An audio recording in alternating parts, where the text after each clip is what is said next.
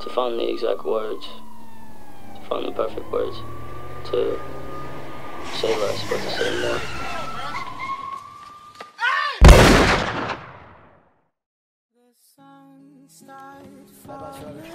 20-year-old Jacé Onfroy, known as rapper XXXTentacion, has been shot, apparently targeted while shopping for a motorcycle. This is something that has really stunned fans. On the 18th of June 2018, Jacé Dwayne Ricardo Onfroy, more commonly known as XXXTentacion, was pronounced dead. This is his legacy. The sun starts to set in fear when you all I ask of you is cure my feet with golden. Born and raised in Florida, growing up wasn't easy for Jacé. He had a challenging relationship with his mother for numerous reasons, and his dad wasn't around. As a boy, he would go to the lengths of starting fights at school so that his mother would give him the attention he craved. As a result of his tiring relationship with his parents, Jacé would move from home to home with various relatives, friends, and also claims he was at one point homeless, saying the only person that was there for him was his grandmother. The darkest known moment of Jacé's childhood was walking in on his uncle who had committed suicide. He was only 6 years old when he saw someone he cared for hanging from a noose. Words don't do justice how incredibly traumatizing this must have been. On the No Jumper podcast, X mentioned how as a child he was utterly lost and numb. All the other kids had dreams of being a firefighter or becoming the president. But whenever people asked Jacé what he wanted to be, he didn't have an answer. This lack of direction, amongst a number of other factors, led him to living a life of crime.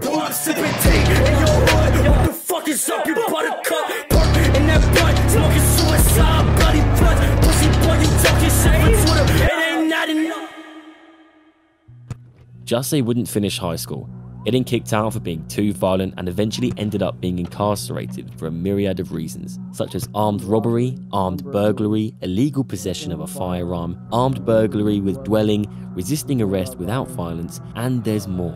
And this is not me being cool. This is not me saying this shit is okay. Yeah, we don't condone this shit. I was just fucking up.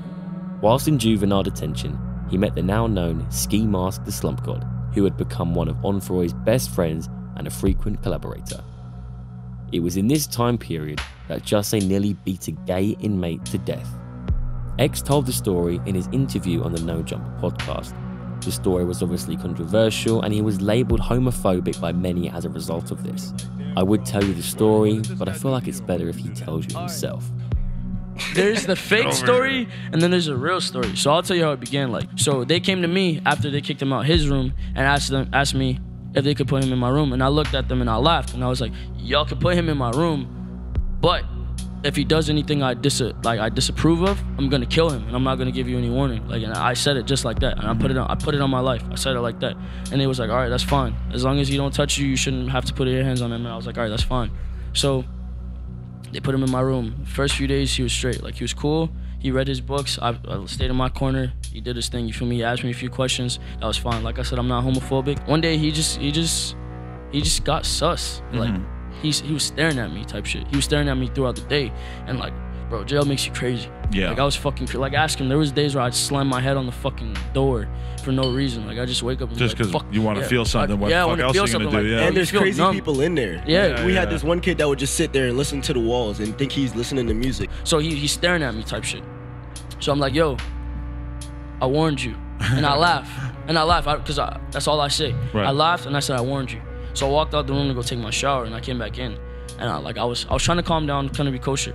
So I turn around and I see this nigga staring at me while I'm putting on my jumpsuit. You gotta be in a towel. You gotta be in a towel in front of the nigga. You have to get naked in front of your friends type shit. So that's why it's better to be in a room with your niggas you fuck with, you feel me? Because if you get a weirdo, it's uncomfortable. Yeah. So I go in the corner by the toilet type shit and tie on my jumpsuit. And I don't put it on all the way. I tie it around my waist and I start beating his face in. Do you want me to be graphic with it? I grabbed his face and I put it on the corner type shit, because we have these metal slabs type. Well, not metal, it's like concrete, right? Concrete. Yeah. It's like concrete slabs for beds, and then there's a styrofoam shit on top of it. So I pulled off the styrofoam type shit and I threw his head on the corner and I just started stomping his jaw in type shit. And then as soon as I did that, I remember I just put his head on the corner and I started stomping on him. And then when I did that, like I tried to strangle him. Like I was, and long story short, I was gonna kill him type shit because of what. Now, I should preface what I'm going to say by making it clear. The way he acted was way too over the top, and the extent to which he supposedly beat this man up was too much. However, the inmate who was allegedly gay had been moved to different cells multiple times, so he obviously made a lot of the other inmates feel uncomfortable with how he acted. Secondly, the inmate is in prison for a reason.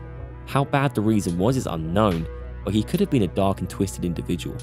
Furthermore, Jusay told the guards before they moved the inmate in with him that if he felt threatened, he would retaliate. And with the prison knowing that this particular inmate had made multiple others feel uncomfortable, there was a good chance of this happening, and they therefore could have prevented the situation. Like I say, his actions were unacceptable and should not be excused, but I feel like to label him homophobic is unfair. Of course, I don't know for sure, but my feeling is he didn't beat up the inmate because he was gay, he beat up the inmate because he felt under threat. Whilst in prison, it seemed Onfroy started to realise he didn't want to live this way for the rest of his life and started to create music. It was whilst in juvenile detention he uploaded his first song to SoundCloud in the summer of 2013, titled News/Flop.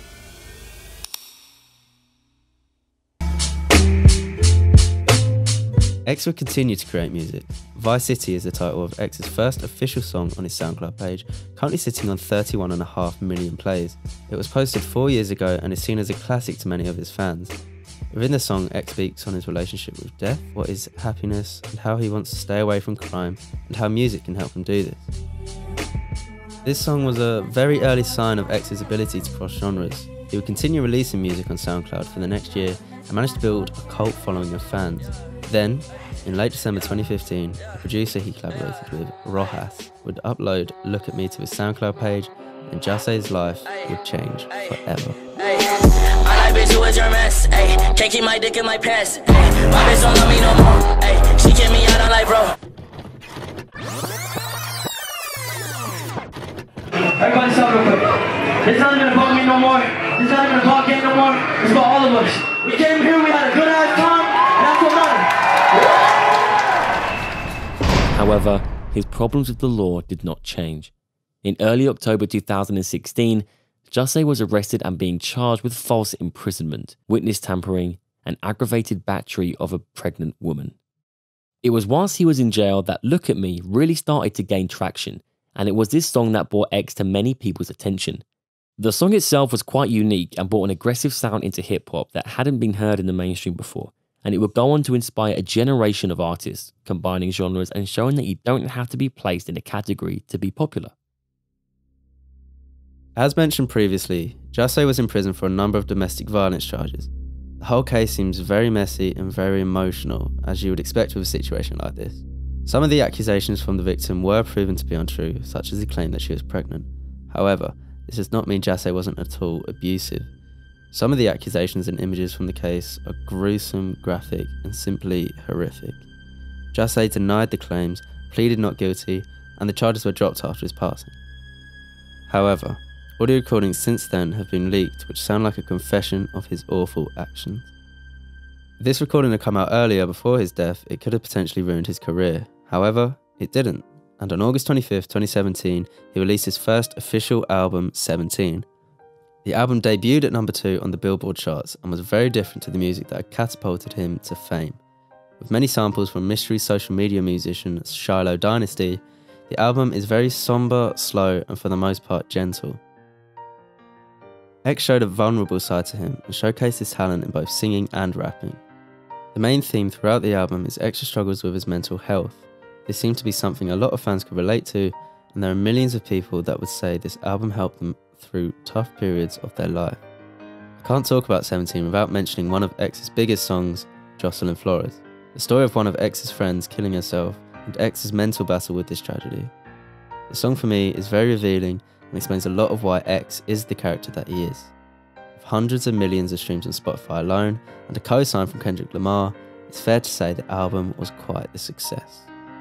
Trying to keep the success going, X released another project in December 2017 titled A Ghetto Christmas Carol, which was more like previous projects.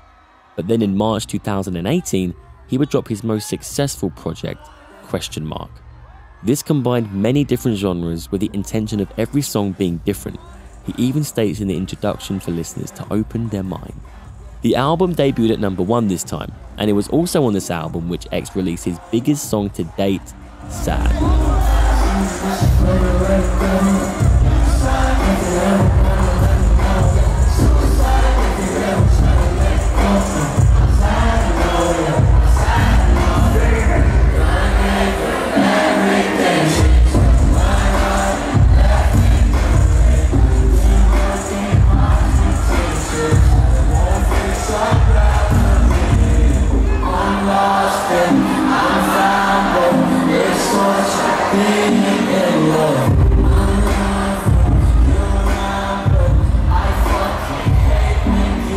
XXXTentacion was on course to becoming one of the biggest names in hip-hop, competing with artists like Drake and Post Malone, streaming figures, and helping prove once again what the opportunities of platforms such as SoundCloud can provide with little financial backing. He had secured his position as the leader of the new generation in hip-hop, but then... June 18th.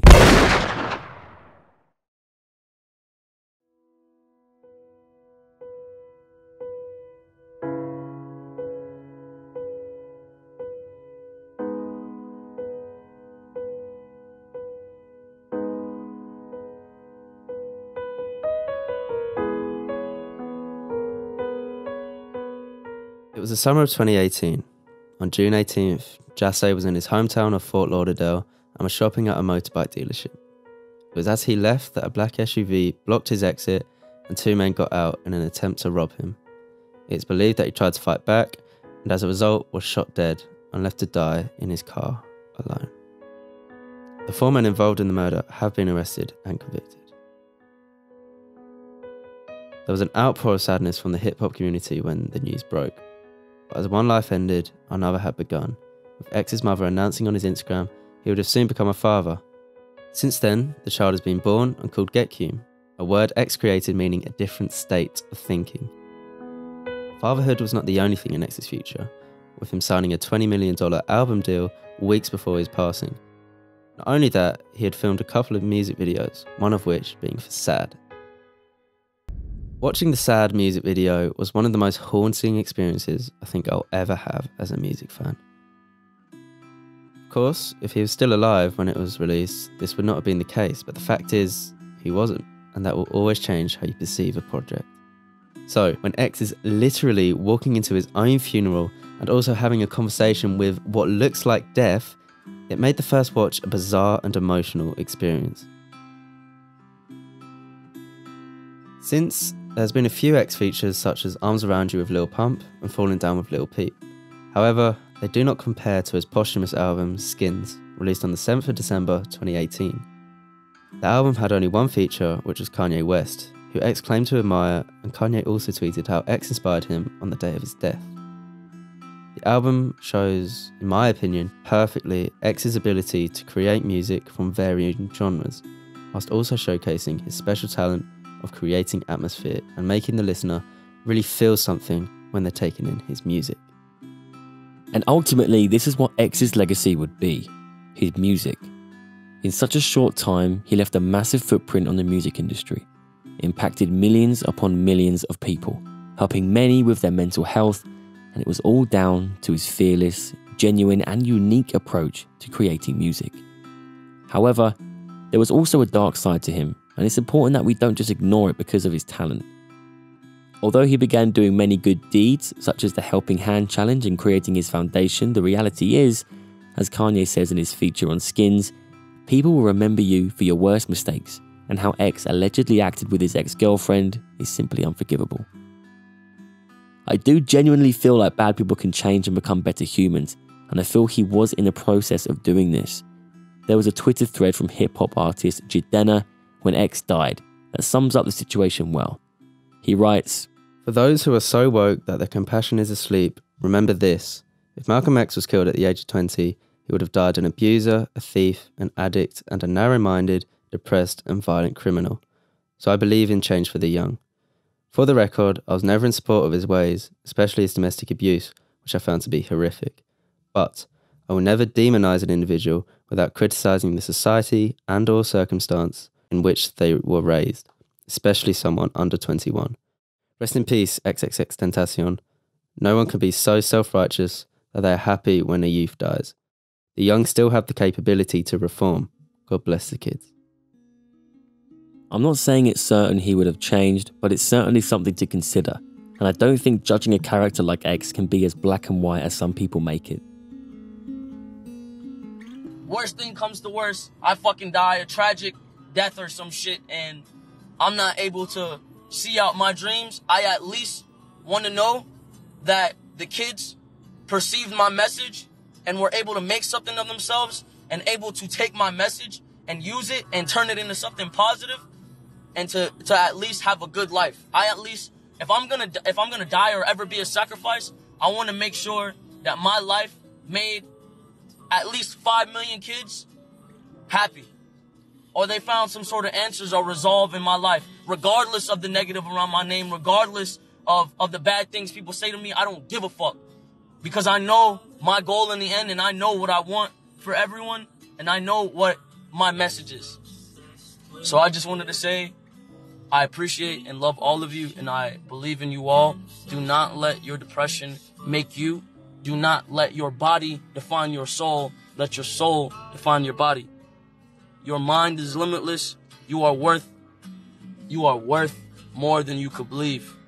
All you have to do is dream, and all you have to do is want to fulfill that dream and have the strength to fulfill that dream. Pain is a sign of progress. When you feel pain, there is progress. I love you all. Make sure you have a good day. And that is the life, death, and legacy of XXXTentacion. We're Vertical Visuals. Thank you for watching.